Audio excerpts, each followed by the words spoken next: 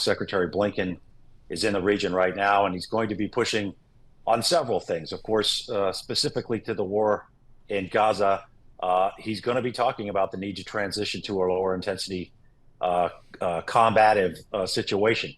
And of course, Israel still has their strategic aim to militarily defeat Hamas, but that is not going to be done anytime soon. He's going to be talking about the need for increased humanitarian aid. And then to the point of your question, this is a conflict that has already expanded across the region with the Houthis attacks in the Red Sea and the Gulf of Aden, and the near continuous attacks on our forces in Syria and Iraq that might continue and might have to be even more of a substantial response than we've seen so far. So there is, and then lastly, I'd say when it comes to expansion, there's always the concern of Hezbollah in Lebanon and expanding that to include two-front war in Israel.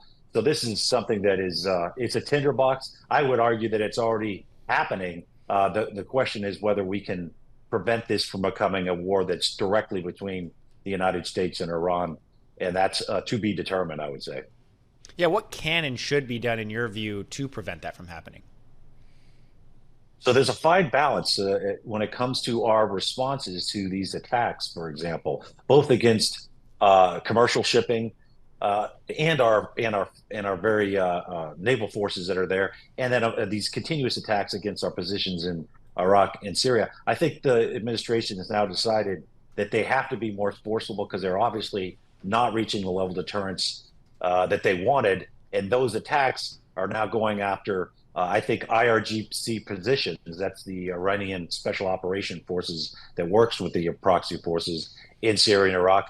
But it might eventually include targets in Iran. And I think the non-answer from National Security Advisor Sullivan recently on the television when he was asked that question means to me that they are looking at that in the future if they cannot do deterrence any other way. In terms of deterrence, Mick, you know better than anybody kind of the assets the U.S. has in that part of the world. Do we have the assets and capabilities to really deal a serious blow to the Houthis and try to get some control back in that part of the world, whether it's the Red Sea and other parts? Yes, we do. We have not only the assets that we've pushed to the region, but we have considerable assets, for example, in El Udeid, in Qatar, in Bahrain with our Fifth Fleet of Central Command.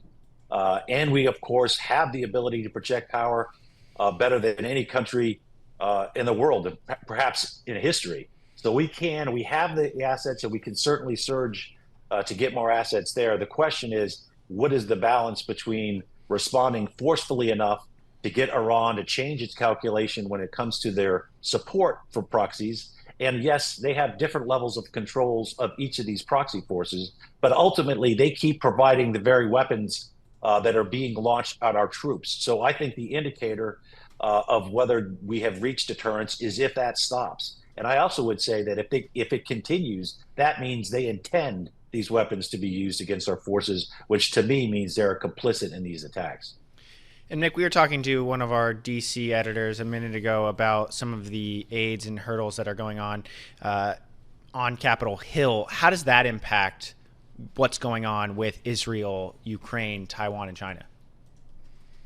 So they're tying, of course, as you know, a lot of these security assistance packages together. So Ukraine absolutely need to continue to support Ukraine. They are decimating one of our most significant adversaries in Russia, right? So that is something that I think is clearly in the United States' interest. It isn't charity.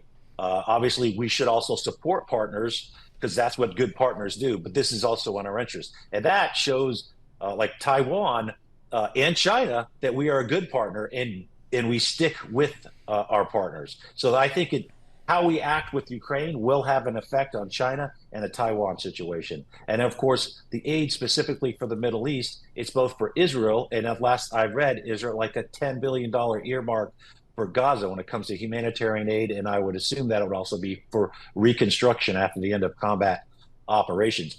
All of those things are incredibly important. both to support our partner in Israel, but also to really recognize the level of a human crisis that's going on in Gaza right now. There needs to be much more humanitarian aid going in there, and it's going to be needed for the foreseeable future. But there also needs to be a reconstruction effort as Gaza itself has been essentially decimated. Hey, Mick, I'm probably like a lot of people in that the news flow coming out of the Middle East has kind of pushed Ukraine on the back burner a little bit. Can you give us an updated assessment from your sources about how this thing can play out here? I mean, are we gearing up for another spring offensive? Are we back into that narrative? Is there any sense that there can be some movement? It's been such a long time now. Right. So we are at somewhat of an impasse, somewhat of a stalemate, if you will. But it's important to point out a stalemate doesn't mean that the fighting hasn't subsided. There is considerable fighting going on, and Russia is losing a lot of soldiers and equipment every day. I think what Putin is looking at right now, President Putin's looking at our level of support and what, if anything, would change if they're in the presidential election. That is what he's hoping on, that we cut our aid. Obviously, the European Union, our European allies have stepped up and need to continue to step up, but the United States also needs to match that. It's very imperative that I think the Ukrainians get these significant weapon systems like the F-16 fighter jet, like long-range artillery, the ATACMS. That is really what's needed for them to have an effect, be able to go and continue on this counteroffensive and take back terrain. If they don't have that, it's essentially going to continue in this stalemate. It's going to be a tick for tack for a long time, which of course we don't want. We want them to start making gains. We want to help them start making gains. So they push Putin into a corner where he is looking for an exit ramp. Right now, he's waiting to see what we do.